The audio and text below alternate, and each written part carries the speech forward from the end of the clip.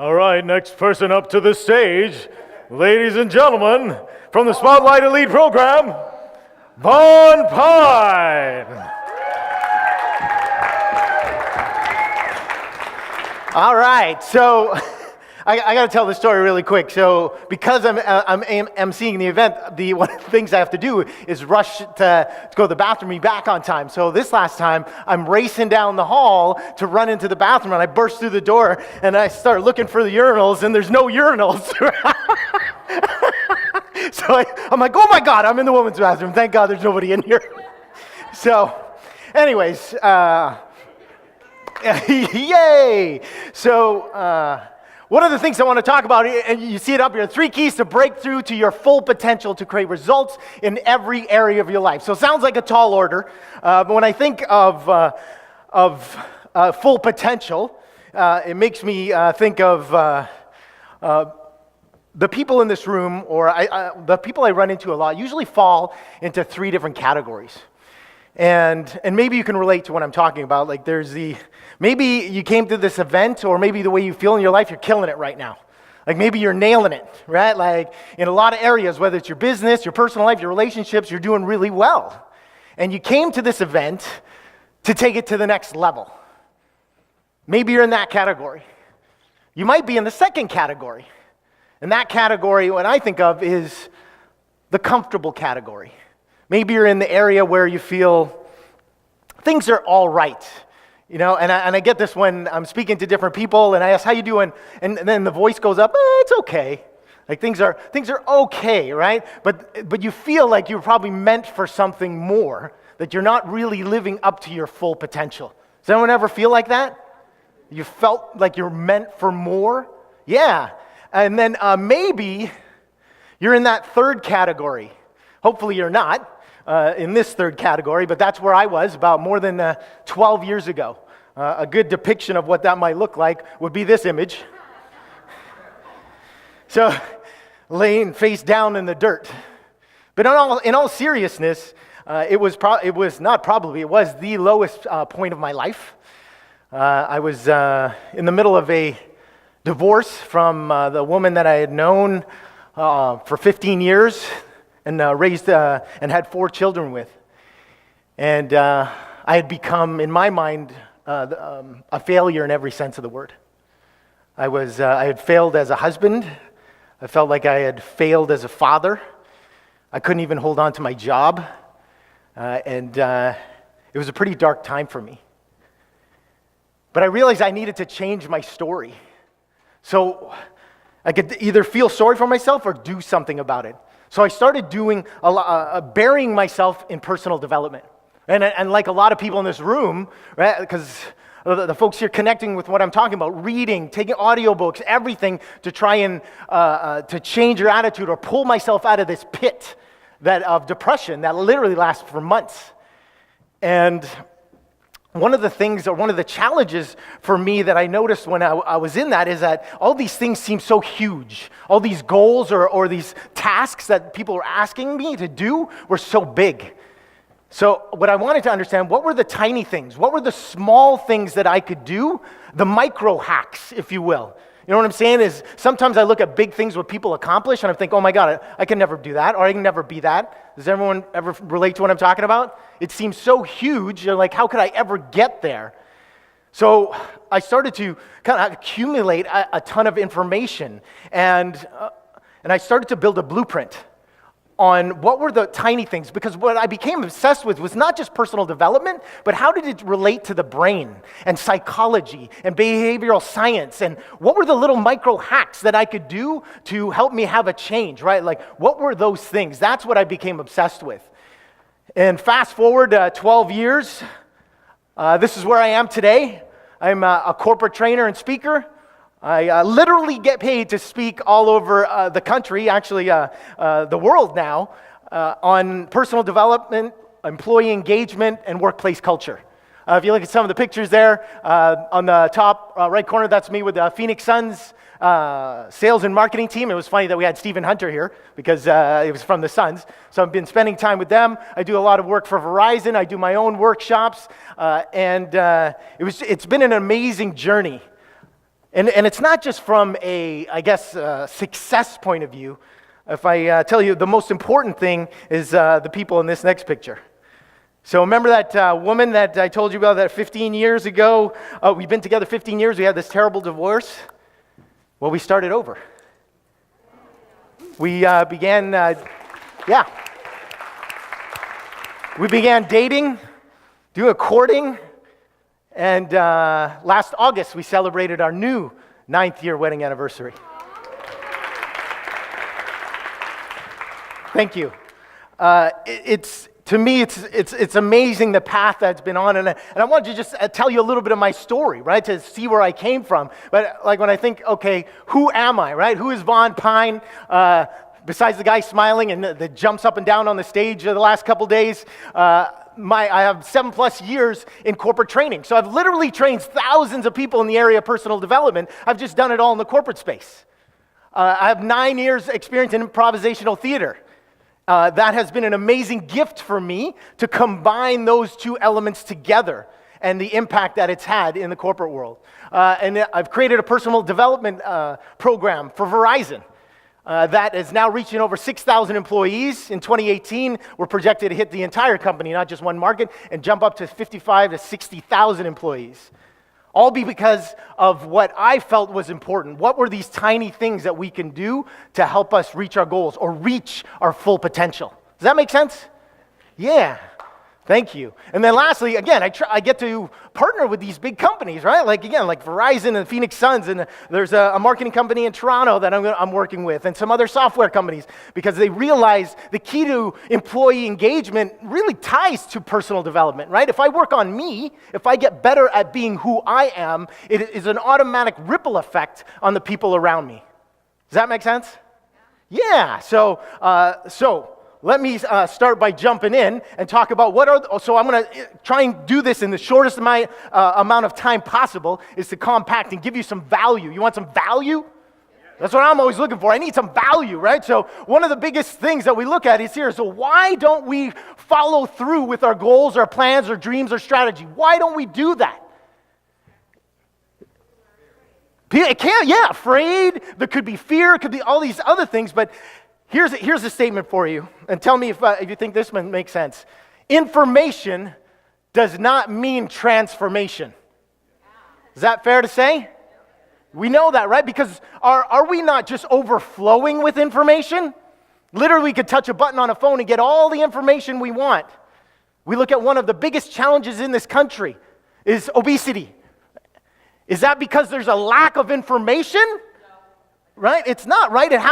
It's like I could probably throw a rock and hit, somebody in this room that has to do with health and wellness, right? Or personal training. A lot of it has to do with mindset, right? It's always between the ears.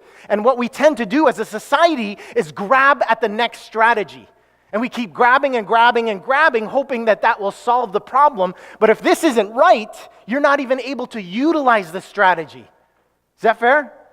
Yeah, so to me, this is one of the biggest concepts that I found. So I thought, okay, so how can we boil it down? Where's some real value here? Why don't we talk about habits then? Because if we have a mindset, then what about habits? How do habits impact us, right? Good or bad, they determine who we become. Isn't that fair? Right? Our habits determine, our behaviors determine who we become. And I became obsessed with this. I wanted to know, okay, what forms habits? What's going on in the brain literally when we're trying to form good or bad habits? So this to me is fascinating, right? So inside the brain, our brains are connected like neurons. And when they fire, the more often we do something, there's a process called myelination. So myelination, or myelin, is a white fatty tissue that fires between the neurons. So when you do something over and over and over again, you form new neural pathways. They become insulated, and they fire 10 times faster than uninsulated pathways. Does that make sense?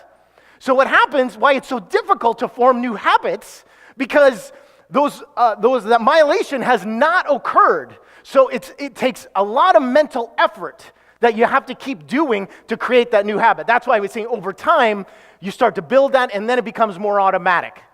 And that's one of the reasons why we do not succeed at starting new habits.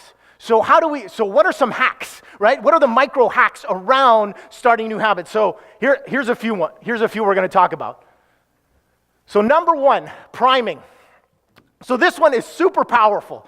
So if you want to start forming new habits, and I like using health and fitness because that's one of the biggest things, but we can use this in any area of our life. So if you want to succeed or dramatically increase the probability of you following through with a habit, you've got to prime yourself. So I don't know if you've heard that what people do. So if they want to make sure they work out in the morning, they wear an article of their gym clothing to bed.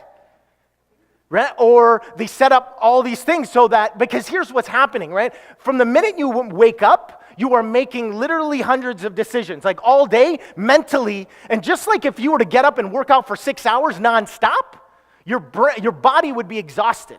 Well, your brain is doing the same thing. We don't even think about it, right? Think about it. The alarm goes off, and you're going, should I get up? Should I sleep in? Should I go to the gym? Right? You're already making dozens of decisions before you even roll out of bed. And that, by 10 a.m. or 11 a.m., you could be mentally exhausted from that. It's called decision fatigue. So how do we minimize that, especially in terms of coping with habits? Well, what we've got to do is eliminate as many decisions as possible. That's the pathway to success, right? So, for example, setting up the clothes, setting up so that, and this is something I do. I usually get up pretty early, like 5:15 in the morning. It's pitch dark. I don't want to wake up my wife, so I set everything in the side. And the times I forget, I'm searching in the dark. I got the flashlight on my phone, right? And I'm trying to be quiet, and I'm going through my stuff. I can literally start to feel the desire to want to just go back into bed. Anyone know what I'm talking about? That's what's happening, decision fatigue. So again, removing the decisions. For those of you trying to build a speaker business, right, or you need creative time, you set yourself up. You set the time to prime. So whether it is when the book is set right here and the pen is set right here, whatever your trigger moments are, you know that you're going to do, that's priming. Make sense? Next one.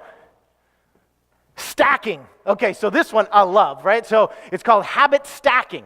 So for example, if you, all of us have habits, right? Good or bad, indifferent. So one of the first things, a lot of the times what we do, we get up in the morning, maybe some of us go downstairs, start coffee, jump on our phones. If you're doing that, God help you, please don't do that. It's one of the worst things you could do, right? Because if you're looking at email and all these other things, you're literally letting other people determine your day. Right? Email is a nice, neat, organized category of other people's agendas. That's what email is, right? So don't do that when you first wake up, right? But if stacking, so for example, I want to get in shape. I want to be, so here's what I do. If I go down every day in the morning and the first thing I do is start a pot of coffee, I'm going to stack a habit onto that I want to do. So whether it's 2 or 3 minutes so I'm going to make coffee, but while that's going on, I'm going to do 30 push-ups. Does that make sense? Or I'm going to meditate for 1 minute because I suck at meditation. I want to learn how to meditate. So now you're attaching it to that habit. This dramatically increases the probability that you will follow through with that habit because you're stacking it on another one. Do you follow me? So whatever you're doing, stack them. The caveat to this is don't make it a ridiculously huge habit and then you'll never want to make coffee again. Does that make sense? Don't do it like that. It's got to be micro, small. You could always get bigger. There's a psychologist out of Harvard. He started this habit stacking idea. He said, every time I got to go pee, I'm doing 30 push-ups. So he got in shape pretty quick, right? Because unless you're just holding your pee all day, right? You're going to be doing the push-ups. So stacking them is super, super important. The next one, countdown. So this one's super powerful too. Does anyone know who Mel Robbins is? Yeah, so she is an amazing speaker, and she talks about she was going through a severe depression, and her business was failing, and right before bed, she saw this NASA rocket take off, and she saw the countdown, 5, 4, 3, boom, and to her, it just lit a light bulb in her head and said, oh my God. And I guess the level of her depression is that she couldn't even get out of bed. She would just stay in bed and couldn't, for literally most of the day into the afternoon. So she said, tomorrow I'm going to do something different. Tomorrow I'm just going to count down 5, 4, 3, 2, 1, and literally spring out of bed. And she said that act changed her life Because now it forced her into action. Instead of thinking, it just jumped right out. Now for any opportunity, things that she knew she needed to get done or go after, whether it was fear, self-doubt, any of those things, all she did now was count down. 5, 4, 3, 2, 1, boom. Jackie talked about my wife and I jumping off the cliff in Maui. Guess what I did before I jumped? Yeah, I was there, man. You can even hear it. There's footage of me. 5, 4, 3, 2, 1, jump. Because I knew I wouldn't do it if I didn't count down. Right? This is so good to do. It's like, should I do this or should I do it? Nope, just doing it. Right? Anyone famous by the name of Tony Robbins? Right? He even talks about this. He does an ice water plunge in the mornings. He doesn't just do it because it's good for your health. He goes, I do it because when I tell my brain or my mind I'm going to do something, I do it. And it's just that act, as that instead of having to think, it's just do it. Is that good? Nice. So, I tried to cram as much value I could in a short amount of time. Did you get some value here? How'd I do?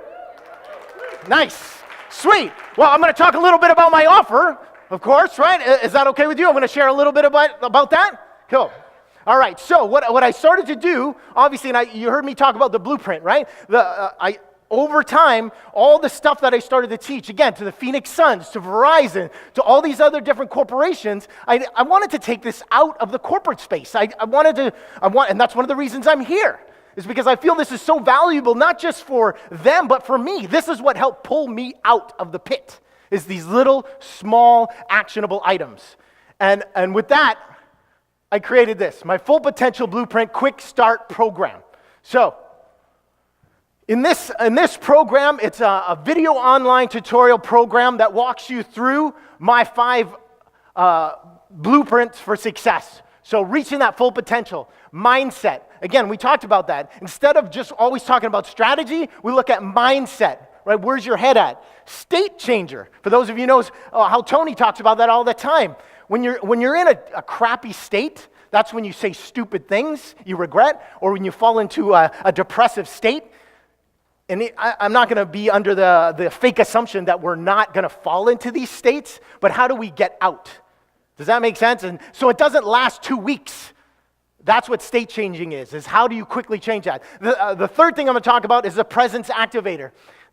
What's crazy about this world is that if you don't have ADD, that's okay. We've created a world that makes it ADD for you with the constant binging, buzzing, dinging, boop, boop, boop, boop, right? Constantly buzzing. So how do you stay more present? That's one of the biggest things now, and what I talk about there, and how to stay more engaged. Do you feel like I've been engaged and present this weekend with you guys?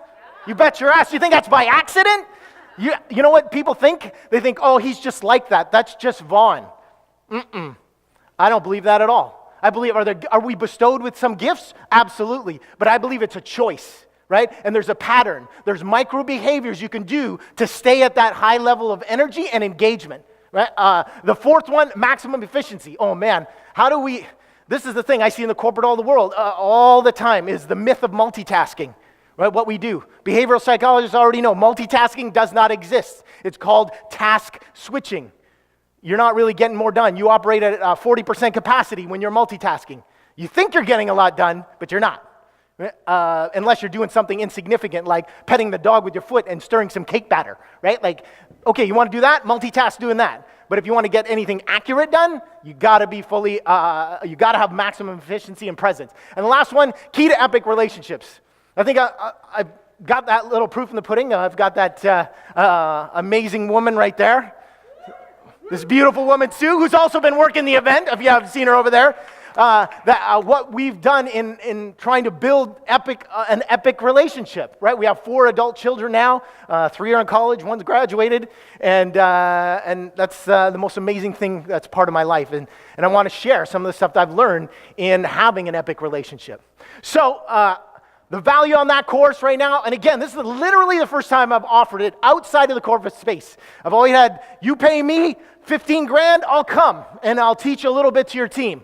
But I'm doing it here in this space. The value is $397, and to me, it's worth a hell of a lot more than $397. But I'm also going to do, Jackie asked me to do something special, so I'm also going to do a breakthrough session with you guys. So any person that jumps into my program, we will spend some time talking on the phone. I think you realize the value just speaking to our coaches out there this weekend. Was there value there?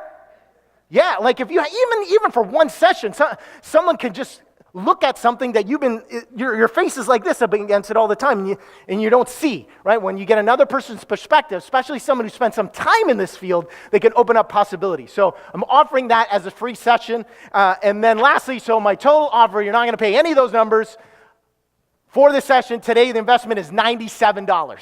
So yeah, like $97, I mean, not a big deal. I wanted to make this achievable for everybody, and I wanted to give that opportunity to you guys today. So I want to thank you, and I love enjoying spending the rest of the day with you guys. And my lovely wife has the forms. She'll be kind of passing those out. If you want to ask me questions about it later, be more than happy. And thank you very much. And should I introduce myself again or no? All right, I'm going to pass it back over to Jackie. Thank you.